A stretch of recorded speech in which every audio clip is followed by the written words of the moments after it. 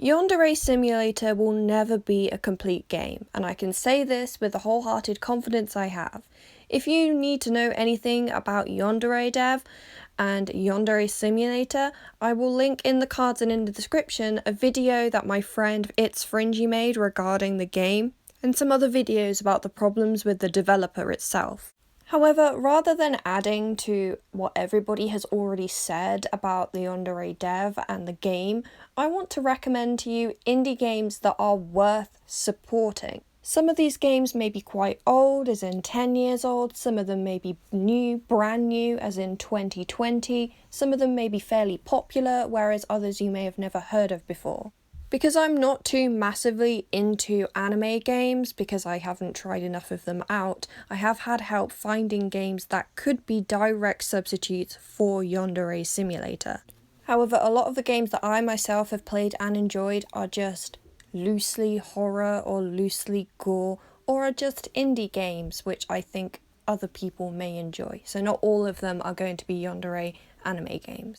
The first is, of course, The Binding of Isaac, which is a game I really love. It's been around for quite a long time and it's fairly popular. First released in 2011 by Edmund Macmillan and Florian Himsel, it's become quite a Steam staple. Based upon the Bible story, Isaac has to go through different caves, different basements and different environments in order to escape his mother, who wants to sacrifice him to God because the voices in her head say she needs to prove her faith. These environments are randomized, as are the items and the enemies, so every single run you go through you won't get the same one.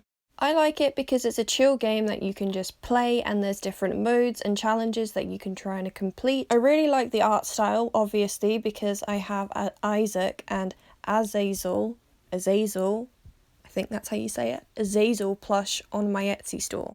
The base game on Steam is currently $3.99 and you can get the add-on with the Wrath of the Lamb and another add-on for $4.99, and then there's also Binding of Isaac Rebirth, Binding of Isaac Afterbirth, which you can also get, and for $3.99 just to try a game out, you've got to give it a go. Next recommendation on my list was actually in my Halloween recommendations 2019, which is The Devil's Womb. Released June 1st, 2019 by Insane Cat Studio. It's a really interesting horror game on the premise that you play as Luna, a girl who has spent 7 years in an institution because her parents noticed she was talking to the devil. It really reminds me of Corpse Party and other RPG click and point horror anime games because you have to check everything and explore everywhere and get items, and it's not easy. Like, as a person who isn't quite used to doing those types of games, I found it quite challenging. Maybe other people would find it easy, but I don't think there's a lot of straightforward answers in this game. The first chapter is free on Steam. I'm waiting for the second chapter. Please give me the second chapter of this game. So it's creepy, somewhat terrifying and cute at the same time. Give it a go. The next game is Barbarian, where you play as a bard who is also a barbarian. I get it, it's punny.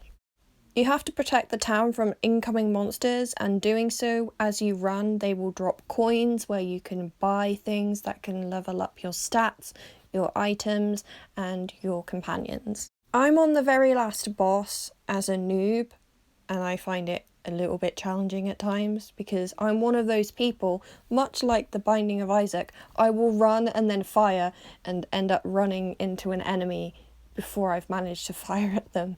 So it's just me being, let's go lads, Leroy Jenkins. That's how I fail in a lot of video games. I just run in. It's a problem. Released in 2014, I still think it's quite a good game, and it's only a $5, so why not? The next game I haven't actually played myself, but I know a lot of my friends enjoy it, which is Stardew Valley. Released in 2016, it's on the premise that you have inherited your grandfather's old farm plot, and you get to grow crops and build up your farm. It looks really cute to me. I really enjoy these little pixel games, and a lot of my friends say they really enjoy playing it. It's currently $10.99 on Steam. Give it a go. I will also be purchasing it when my payslip comes in. The next game is Hollow Knight, which a subscriber recommended to me, and I also have it already on my wish list from a while ago, which again, we're waiting for my payslip. But Hollow Knight is an adventure game where you play as a knight, obviously. A strange plague-like infection has taken over the rest of the kingdom, and you must level up, explore, and unlock the mysteries of the kingdom. I really like the aesthetic, and the artwork that I've seen looks really cute, so I'm definitely going to be giving this a go. Shout out to my Patreon Lucan for recommending this one. Dead Cells is a roguelike game where you find yourself waking up in a cell and a guard informs you that you've tried to escape this cell many different times. You need to explore the place and fight your way out. I haven't played this one either myself, but I'll definitely be checking it out. As of recording this video, it's $13.99 on Steam. The next one that Lucan recommended was also Bloodstained, Ritual of the Night, and I'm going to read this excerpt from the Wikipedia. Bloodstained takes place in 18th century England during the Industrial Revolution. Fearing the loss of their influence over wealthy patrons, the Alchemy Guild researched methods to summon demons and created shard binders, humans forcibly infused with demonically charged crystals that attune them to their powers. They were sacrificed by the guild to summon demons from hell, which was meant to be a scare tactic, but instead brought uncontrollable destruction that wiped out the guild and much of England until the church was able to banish them. 10 years later, in the present day, Miriam has wakened from her slumber as learnt that Gable has summoned the demons to destroy England as he seeks revenge on the surviving alchemists for what they did to him. This sounds interesting. I haven't played this game, but Lucan recommended it, like I said. It seems to be a little bit pricier than the others. It's £34 on Steam right now. Looking at the reviews, it tends to have quite favourable reviews, 8 out of 10s, 8 out of 10s. So if you have a little more extra cash, then you can support this game. The next one is a Yandere game, You and Me and Her, a love story, which is a visual love novel in its purest form. Will Shinichi choose Mayuki, the beautiful queen bee of a school, or the endearing, awkward misfit owl? The reviews are very positive on Steam, and the tags are adventure, visual novel, and psychological horror. Again, a little bit on the pricier side at £23.79 on Steam, but if I get a spare 20 quid, I might give it a go. The person who recommended the last game also recommended this game, the Doki Doki Literature Club. The description for this game on Steam is as follows. The Literature Club is full of cute girls. Will you write the way into their heart?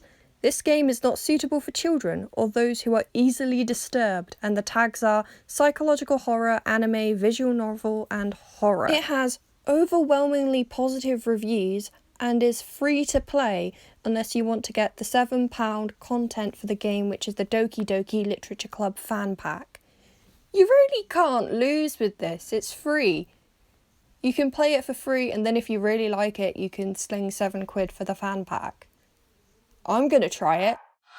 This commenter recommended to me 4 total games, and this is the third one, Beholder. You're a state-installed landlord in a totalitarian country. Place listening devices, steal and sneak into your tenants' apartments. Use what you uncovered to report anyone capable of plotting against the state. You must. But will you? It's a political simulation strategy dystopian game, and sounds great to me, to be honest.